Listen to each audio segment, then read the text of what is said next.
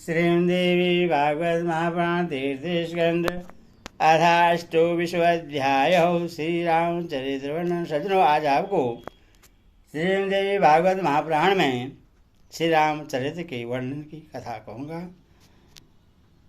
सज्जनों, आपसे नर्म निवेदन है कि आप भक्ति माँ भगवती चैनल को लाइक एंड सब्सक्राइब जरूर करें। भगवान शिव तुम्हारा कल्याण करेंगे। कहाँ कथा सुनिए। जन्मेजय बोले, श्री राम ने भगवती जगदम्बा की इस सुख प्रदायक व्रत का अनुष्ठान किस प्रकार किया, वे राजच्युत कैसे हुए और फिर सीता हरण किस प्रकार हुआ। व्यास जी बोले, पूर्व काल में श्रीमान महाराज दशरथ अयोध्यापुरी में राज्य करते थे। वे सूर्य वंश में श्रेष्ठ राजा के रूप में प्रतिष्ठित थे और वे देवताओं तथा ब्राह्मणों का पूजन किया करते थे। उनके 4 पुत्र उत्पन्न हुए जो लोक में राम, लक्ष्मण, भरत और शत्रुघ्न नाम से विख्यात हुए। गुण तथा रूप में पूर्ण समानता रखने वाले वे सभी महाराज दशरथ को अत्यंत प्रिय थे। उनमें राम महारानी कौशल्या के तथा भरत महारानी कैकेयी के पुत्र कहे गए। रानी सुमित्रा के लक्ष्मण तथा शत्रुघ्न नाम वाले जुड़वा पुत्र उत्पन्न हुए। वे चारों किशोरावस्था में ही धनुष बाणधारी हो गए। महाराज दशरथ ने सुख बढ़ाने वाले अपने चारों पुत्रों के संस्कार भी संपन्न कर दिए। तब एक समय महर्षि विश्वामित्र ने दशरथ के यहाँ आकर उनसे रघुनंदन राम को मांगा। महाराज दशरथ ने यज्ञ की रक्षा के लिए लक्ष्मण सहित 16 वर्षीय पुत्र राम को विश्वामित्र को समर्पित कर दिया। प्रिय दर्शन वे दोनों भाई मुनि के साथ मार्ग में चल दिए। रामचंद्र जी ने मुनियों को सदा पीड़ित करने वाली तथा अत्यंत भयानक रूप वाली ताड़का को रास्ते में ही मात्र एक बाण से मार डाला। उन्होंने दुष्ट स्वभाव का वध किया तथा मारीच को अपने बाण से दूर फेंककर उससे मृत प्राय कर दिया और यज्ञ रक्षा की। इस प्रकार यज्ञ रक्षा का महान कृत्य संपन्न करके राम, लक्ष्मण तथा विश्वामित्र ने मिथिलापुरी के लिए प्रस्थान किया। जाते समय मार्ग में राम ने अबला अहिल्या को शाम से मुक्ति प्रदान करके उससे पाप रहित कर दिया। इसके बाद वे दोनों भाई मुनि विश्वामित्र के साथ जनकपुरी पहुंच गए और वहां श्री राम ने जनक जी के द्वारा प्रतिज्ञा के रूप में रखे शिव धनुष को तोड़ दिया और लक्ष्मी के अंश से उत्पन्न जनक नंदिनी सीता के साथ विवाह किया। राजा जनक ने दूसरी पुत्री उर्मिला का विवाह लक्ष्मण के साथ कर दिया। शील संपन्न तथा शुभ लक्षणों से युक्त दोनों भाई भरत और शत्रुघ्न ने कुशध्वज की 2 पुत्रियों मांडवी और श्रुतकीर्ति को पत्नी रूप में प्राप्त किया। हे राजन, इस प्रकार उन चारों भाइयों का विवाह मिथिलापुरी में ही विधि विधान से संपन्न हुआ। तबसा महाराज दशरथ ने अपने बड़े पुत्र राम को राज्य करने योग्य देखकर उन्हें राज्यभार सौंपने का मन में निश्चय किया। राजतिलक संबंधी सामग्रियों का प्रबंध हुआ। देखकर रानी कैकेयी ने अपने वशीभूत महाराज दशरथ से पूर्व कल्पित 2 वरदान मांगे। उसने पहले वरदान के रूप में अपने पुत्र भरत के लिए राज्य तथा दूसरे वरदान के रूप में महात्मा राम को 14 वर्ष का वनवास मांगा। कैकेयी का वचन मानकर रामचंद्र जी सीता तथा लक्ष्मण के साथ दंडक वन में चले गए, जहाँ राक्षस रहते थे।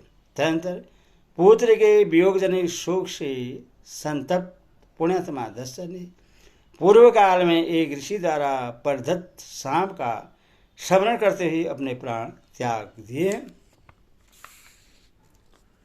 माता कैकेयी के कृत्य के कारण पिताजी की मृत्यु देखकर भरत जी ने भाई श्री राम का हित करने की इच्छा से अयोध्या का समृद्ध राज्य स्वीकार नहीं किया। उधर पंचवटी में निवास करते हुए श्री राम ने रावण की छोटी बहन अतिशय कामातुर शूर्पणखा को कुरूप बना दिया। तब खरदूषण आदि राक्षसों ने उसे कटी हुई नासिका वाली देखकर अमित तेजस्वी राम के साथ घोर संग्राम किया। उस संग्राम में सत्य पराक्रमी श्री राम ने मुनियों का कल्याण करने की इच्छा से अत्यंत बलशाली खर आदि राक्षसों का संहार कर दिया। तत्पश्चात लंका जाकर उस दुष्ट शूर्पणखा ने राम के द्वारा खरदूषण के संहार का समाचार रावण से बताया। वह दुष्ट रावण भी इस संहार के विषय में सुनकर अत्यंत क्रोधित उठा और तब रथ पर सवार होकर वह मारीच के आश्रम में पहुंच गया। सीता हरण के उद्देश्य से रावण ने मायावी मारीच को असंभव स्वर्ण मृग बनाकर सीता को प्रलोभित करने के लिए भेजा। तत्पश्चात वह मायावी मारीच अत्यंत अद्भुत अंगों वाला स्वर्ण मृग बनकर चलते चलते सीता जी के सन्निकट पहुंच गया और उन्होंने उसे देख लिया। उसे देखकर देवी प्रेरणा से स्वाधीन पति का स्त्री की भांति सीता ने श्री राम से कहा, हे कांत, आप इस मृग का चर्म ले आइए।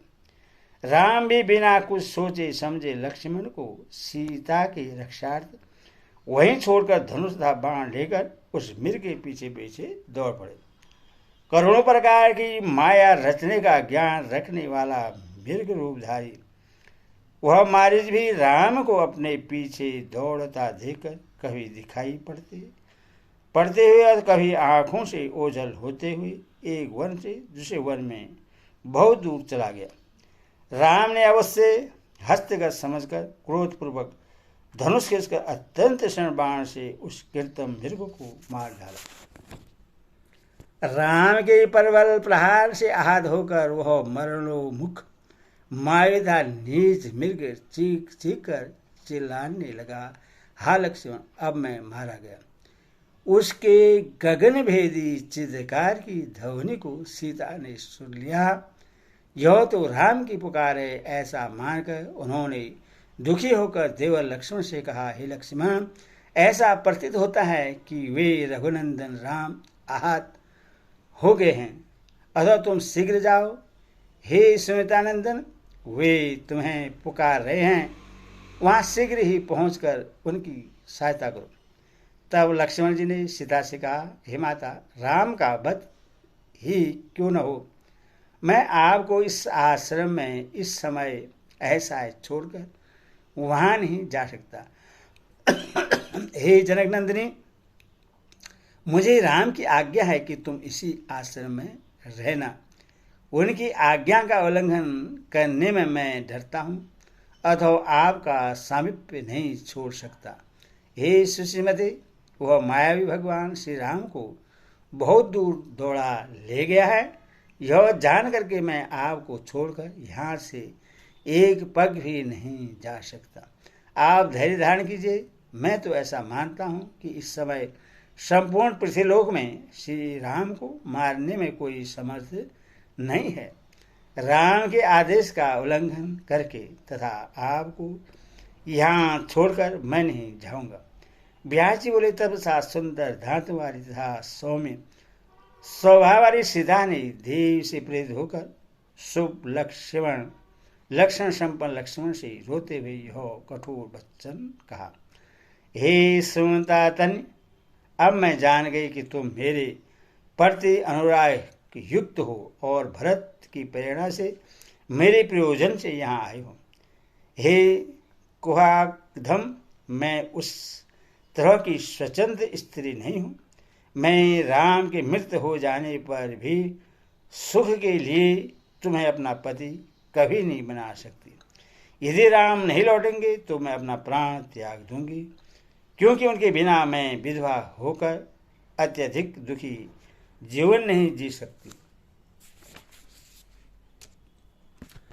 हे लक्ष्मण, तुम जाओ या रहो, मुझे तुम्हारी वास्तविक इच्छा का पता नहीं है। धर्मप्राण ज्येष्ठ भाई के प्रति आपका प्रेम अब कहाँ चला गया। सीता का वह वचन सुनकर लक्ष्मण के मन में अत्यधिक कष्ट हुआ। रोदने के कारण रुदे कंठ से उन्होंने जनक नंदिनी सीता से कहा, हे भूमिकन्ये, आप इस प्रकार के अति कठोर वचन मेरे लिए क्यों कह रही हैं? मेरा मन तो यह कह रहा है कि आपके समक्ष कोई अनिष्टकर परिस्थिति उत्पन्न होने वाली है।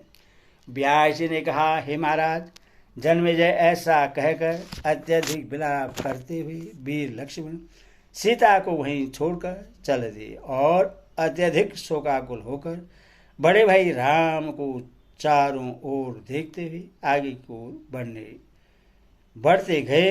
इस प्रकार लक्ष्मण के वहां से चले जाने पर कपट स्वभाव वाले राहुल ने साधु वेश धारण कर उस आश्रम में प्रवेश किया। जानकी उस दुष्टतमा रावण को सन्यासी समझकर आदरपूर्वक वन्य सामग्रियों का अर्घ प्रदान करके भिक्षा देने लगी।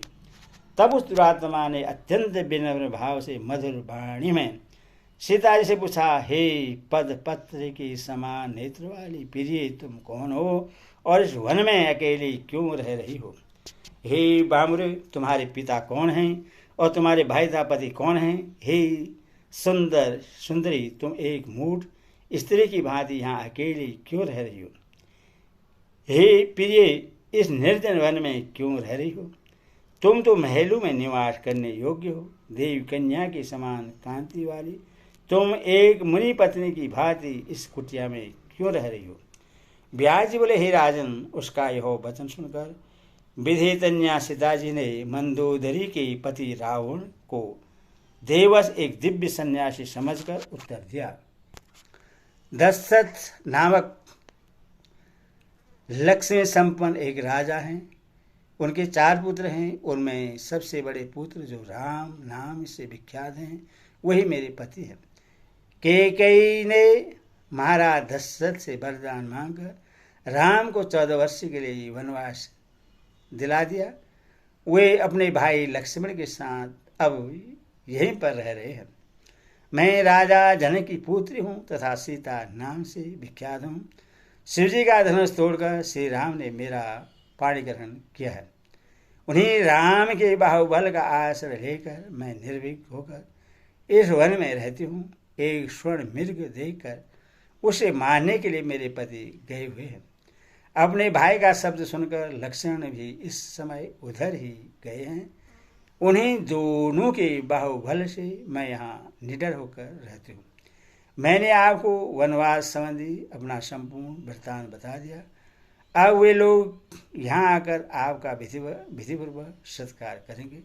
सन्यासी विष्णु स्वरूपा होता है, इसीलिए मैंने आपकी पूजा की है। राक्षसों के समुदाय द्वारा सेवित इस भयंकर जंगल में यह आश्रम बना हुआ है। इसीलिए मैं आपसे यह पूछती हूँ कि त्रिदंडी के रूप में इस वन में पधारे हुए आप कौन हैं? आप मेरे समक्ष सत्य कीजिए। तब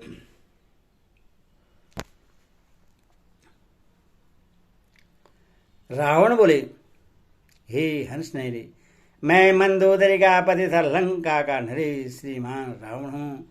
हे सुंदर आकृति वाली, तुम्हारे लिए ही मैंने इस प्रकार का वेश बनाया है। हे सुंदरी, जनस्थान में अपने भाई खरदूषण के मारे जाने का समाचार सुनकर तथा अपनी बहन सुनखा द्वारा प्रेरित किए जाने पर मैं यहाँ आया हूँ। अब तुम उस राजच्युत लक्ष्मीहीन निर्बल वनवासी तथा मानव योनि वाले पति को छोड़कर मुझ राजा को स्वीकार कर लो। तुम मेरी बात मानकर मंदोदरी से भी बड़ी पटरानी बन जाओ। मैं सत्य कहता हूँ, हे तरणभंगी, मैं तुम्हारा दास हूँ। हे भावनी, तुम मेरी स्वामिनी हो जाओ। समस्त लोकपालों पर विजय प्राप्त करने वाला मैं तुम्हारे चरणों पर पड़ता हूँ। हे जनकनंदिनी, तुम इस समय मेरा हाथ पकड़ लो और मुझे सनाथ कर दो। हे अबले, मैंने पहले भी तुम्हारे पिता जनक से तुम्हें प्राप्त करने के लिए याचना की थी, किंतु उस समय उन्होंने मुझसे यह कहा था कि मैं धनुष भंग की शर्त रख चुका हूँ। शंकर जी के धनुष के भय के कारण मैं उस समय स्वयंवर में सम्मिलित नहीं हुआ था।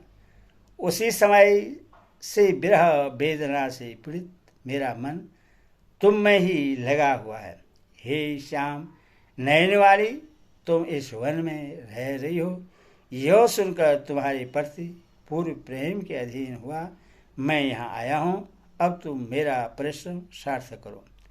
इति श्रीमद् देवी भागवत महापुराणे षष्ठादशसहस्रं सहितानां तीर्थस्कन्धे रामचरितवर्णनाम नाम अष्टोऽध्यायो। हरि ओम तत्सत्।